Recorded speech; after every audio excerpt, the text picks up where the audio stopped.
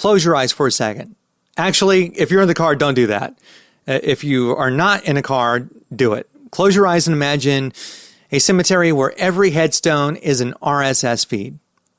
No flowers, no visitors, just millions of little gray slabs that say, Episode 1, welcome to the show.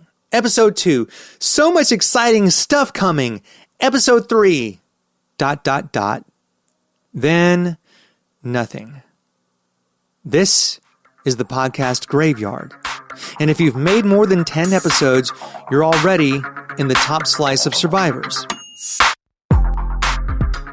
Welcome back to Your Mic. My name is Freddie Cruz, and some stats people throw around include the one that most people don't make it past episode 3. And of the shows that get past episode 3, a big chunk die before episode 10, much less 20. One analysis put only about 15 to 20% of Apple Podcasts' catalog is actually active, meaning they've released something in the last 90 days.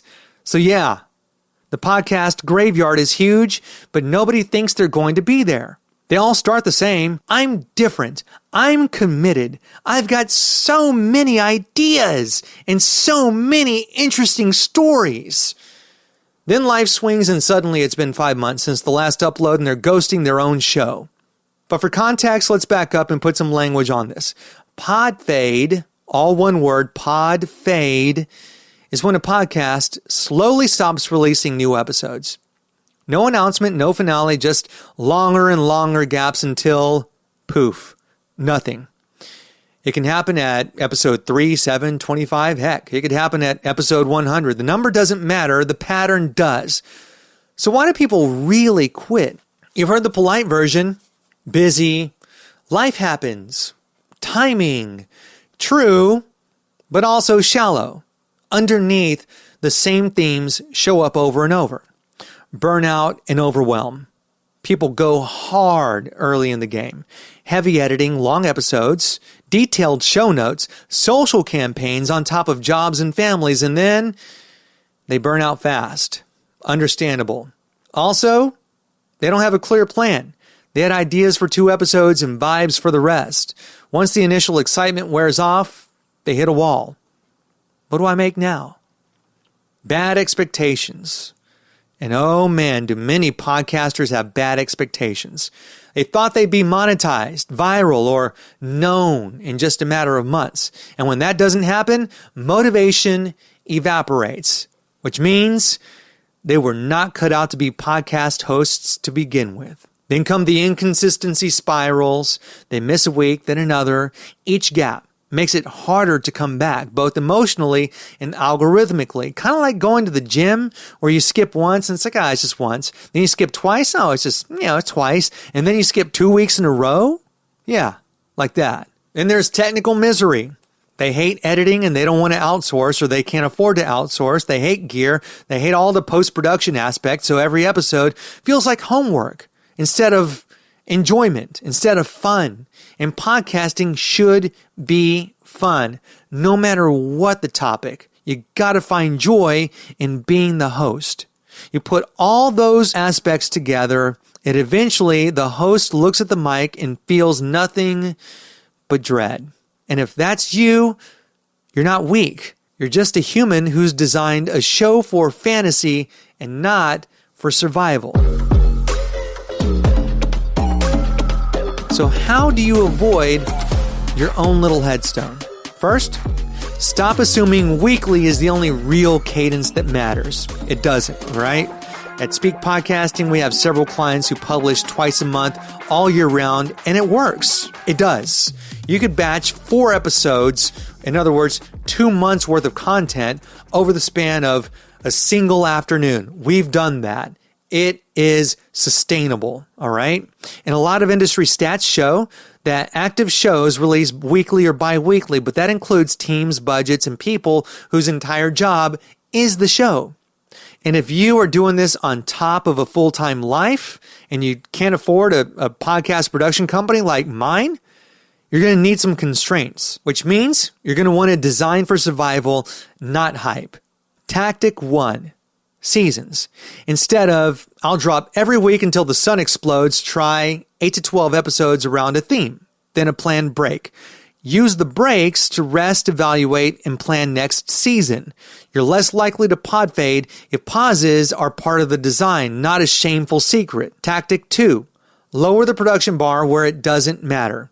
The graveyard, I can tell you, is full of people who try to sound like a full NPR team with one exhausted brain.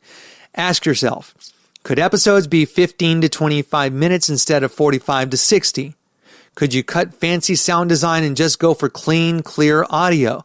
One of the most successful podcasts of all time is the Jocko podcast. His show has no music. I haven't listened in a while, but when I was listening a lot, it would just be, welcome to the Jocko podcast. This is episode 275,000 because he does have a lot of episodes. With me, Jocko Willing. That's it. That was the intro, and then he'd get into the hype. Also, you want to ask yourself if you can simplify the text-based content aspect of your podcast. You know, like show notes. Can you make them enough to be useful instead of tiny novels? Perfectionism is Podfade's hype man. Tactic 3. Batch like your life depends on it, because it does. Most Podfade guides recommend building a small backlog, 3 to 5 episodes before launching or before a busy season. We launched our longest client, The Rose, their podcast, Let's Talk About Your Breasts, with 19 episodes in the can.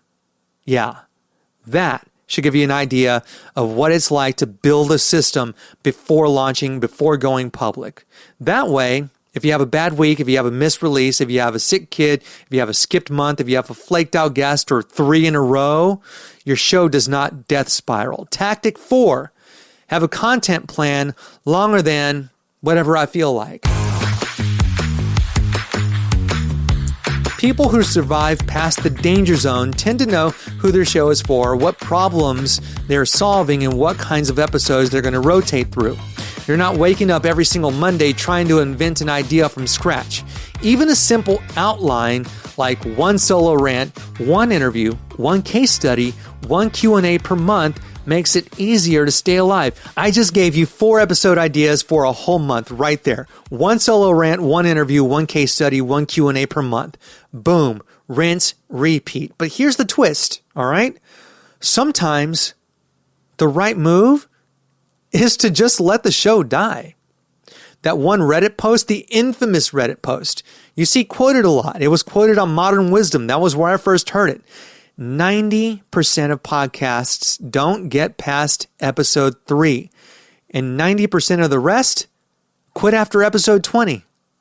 It also makes a good point. Sometimes you should kill a project that isn't working instead of martyring yourself to do it. There's a difference between this is hard but worth it and this is draining, directionless, and I'm only clinging to it because quitting feels like a failure. And a lot of pod fade is accidental, ashamed quitting. There's power, though, in intentional quitting. If your show has no clear purpose, it doesn't energize you, even occasionally, if your show is not helping the listener you care about, then you're allowed to end it on purpose. Record a finale. Be upfront with it. Tell people where else to find you. You're on social media, right? You've got a newsletter. Have them subscribe to your newsletter. Harvest what you learned into the next thing. Closing a chapter with intention is definitely not the same as ghosting your own feed. So, 2 questions to keep you out of the pod fade graveyard. 1, am I tired because this is hard or because this is wrong? Hard? You stretched, but you still care about the mission. You're willing to adjust format, cadence, or scope to keep going. Wrong is you dread the entire process. You wouldn't miss it if you stopped. 2, if this show is worth saving, what is the smallest sustainable version of it? Maybe you switch to seasons. Maybe you drop to bi-weekly. Maybe you cut the episode length and editing complexity. Maybe you bring on help or a co-host, or both. Stats say the majority of shows will never answer these questions and they'll quietly stop. You don't have to be in that majority. So here's your challenge.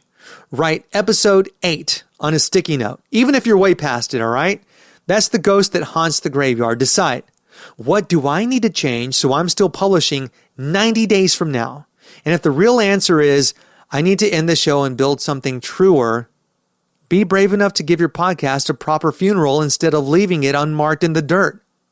Listen, the graveyard is enormous, but the bar to outlast most of it is keep breathing on purpose. Your show is not a headstone yet. So if you'd like some help ensuring you never, ever, ever pod fade, grab the official Speke Podcasting Roadmap now. SpekePodcasting.com/free resources. That's SPEKE podcasting.com/free resources. Appreciate you listening.